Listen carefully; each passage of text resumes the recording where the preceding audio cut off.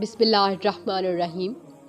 اور وہ دعا جو منہ سے نکلتے ہی قبولیت کے مراحل میں داخل ہو جاتی ہے، وہ ٹوٹے ہوئے دل کی دعا ہے۔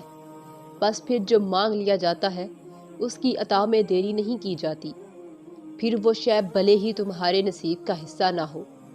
کیا تم نے سنا نہیں؟ تمہارا رب سب کچھ کر سکتا ہے، اور تمہاری کہانی اس لیے یہاں رک گئی ہے کیونکہ اللہ چاہتا ہے کہ تم اس کا اگلا حصہ خود لکھو۔ جسے تم تاخیر سمجھ رہے ہو وہ دراصل دعا کا موقع ہے، تو پھر ہاتھ اٹھاؤ اور اپنا نصیب بدل دو۔ تو کیوں سوچتے ہو پھر کہ اس نے تمہاری پکار سنی ہی نہیں؟ اور کبھی کبھی ہوتا ہے نا، ناممکن ترین ذریعوں سے راستے نکل آتے ہیں، وہ اللہ کے معجزے ہوتے ہیں۔ ٹوٹے ہوئے دل سے نکلی ہوئی دعا کا مقام بہت بڑا ہے۔ جب انسان کرچیوں میں بکھر کے اللہ کے روبرو جائے نماز پر کھڑا ہوتا ہے، جب زبان لفظوں سے خالی ہو جاتی ہے، ایسے جیسے اس نے کبھی بولنا سیکھا ہی نہ ہو، جب دل تھک جاتا ہے، اتنا تھک جاتا ہے کہ سانس لینا بھی مشکل لگتی ہے، اس ایک لمحے میں دل جو بھی سوچتا ہے، جو بھی کہتا ہے، وہ ہر حال میں سچ ہو کر رہتا ہے۔ ہو سکتا ہے ابھی تمہیں یہ بات بہت بے معنی سی لگے، اور ہو سکتا ہے ابھی تمہیں یہ لگ رہا ہو کہ ایسا صرف کہانیوں میں ہوتا ہے، مگر یقین کرو میں نے یہ ہوتے ہوئے دیکھا ہے۔ میں معجزہ ہوں اور تم بھی ایک معجزہ ہو، تو پھر تم کیسے اس کی قدرتوں کا انکار کر سکتے ہو، جو مٹی سے پتلا بنا کر ایک اشارے سے اس میں جان پھونک کر اسے جیتا جاگتا انسان بنا سکتا ہے۔ اس کے لیے تمہاری اس چھوٹی سی مشکل کو حل کرنا بھی کیسا مشکل۔ ہاں، کبھی کبھار ایسا ہوتا ہے کہ یوں لگتا ہے کہ جیسے بہت دیر ہو گئی، جیسے اب دعا قبول نہیں ہوگی، لیکن ایسا ہوتا نہیں، کیونکہ دعائیں رد نہیں کی جاتی، دعائیں ٹھکرائی نہیں جاتی، دعائیں دھتکاری نہیں جاتی۔ قبولیت کا لفظ ہی جب دعاؤں کے لیے بنا ہے تو کیسے ممکن ہے کہ تم مانگو اور تمہیں نہ ملے؟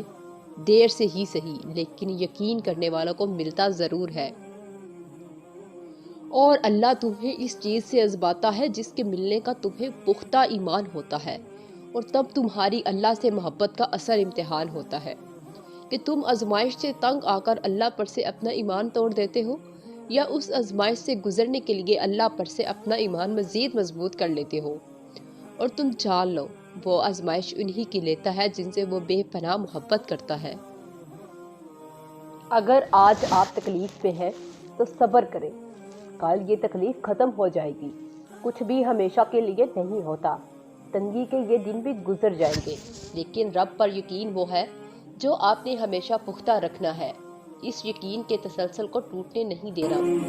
پھر دیکھنا معجزے ہوں گے، اور کن فیکون آسمان سے آتا دیکھ کے آپ کی ساری اذیتیں ختم ہو جائیں گی، بس خوشیاں آپ کے دامن میں بھر دی جائیں گی۔ اگر تمہاری دعائیں قبول ہونے میں دیری ہو رہی ہے تو مان لو جو تم چاہتے ہو وہی تمہیں کچھ وقت میں ملنے والا ہے۔ بس صبر کرو اور دعا کرنا کبھی مت چھوڑنا، پھر دیکھو تم اپنی دعاؤں سے وہ بھی پالو گے جو تمہارا نہیں۔ اور اگر یقین رکھتے ہو تو حالات سے نا امید مت ہو، کیونکہ معجزے یقین والوں کے لیے ہوتے ہیں، اور معجزے روز ہوتے ہیں۔ تو پھر ڈرو مت، جہاں کہیں بھی ہو اللہ تمہارے ساتھ ہے۔ اور جب اللہ نے تمہیں نوازنا ہوتا ہے نا، پھر وہ تمہارے ماضی کو نہیں ٹٹولتا، وہ بس مقدر کے لکھے پنوں کو دو دیتا ہے، ان لکھی کہانیوں کو موڑ کر پھر سے تمہارے ایک ندامت کے آنسو سے نئی کہانی بو دیتا ہے۔ اور پھر تم دیکھو گے اللہ کو رکاوٹ بنے ہوئے ذرائعوں سے معجزوں کے وسیلے بناتے ہوئے۔ اللہ نے انکار نہیں کیا تمہاری کسی بھی چاہ سے، اس نے تو بس بہتر وقت کے لیے اجر سنبھال رکھے ہیں۔ تمہارا رب جانتا ہے اب تم صبر کرتے کرتے تھکنے لگی ہو، مگر وہ تمہیں بے حساب نوازنا چاہتا ہے۔ سمجھ لو کچھ ہی دوری ہے، تم منزل کے پاس ہو۔ نیاب شے لینے کے لیے وقت درکار ہوتا ہے، صبر کے ساتھ ساتھ شکر کو بھی اپنائے رکھو، وعدے کا وقت قریب آ گیا ہے۔ صبر کرو اور یقین رکھو، سب ٹھیک ہو جائے گا، اور سب ٹھیک ہے۔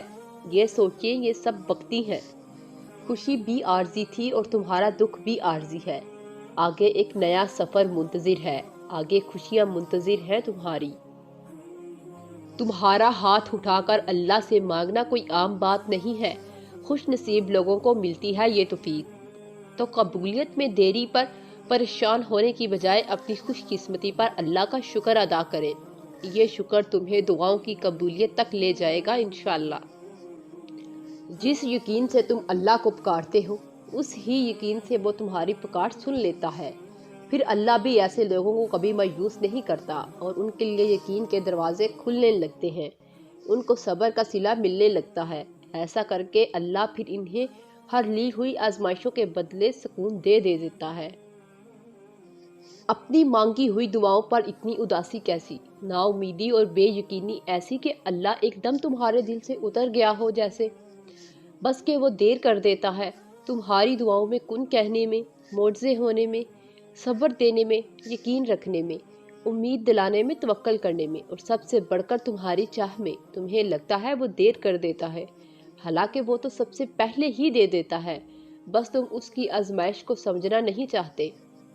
مایوسی اور امید تم میں ہے۔ وہ کہتا ہے اللہ تمہارے حالات تب تک نہیں بدلتا جب تک تم وہ نہیں بدلتے جو تمہارے اندر پوشیدہ ہے۔ تو جب تک تم ان چیزوں پر خوش رہنا نہیں سیکھو گے جو تمہارے پاس ہے، تو اللہ تمہیں وہ کیسے دے گا جو تم مانگتے ہو؟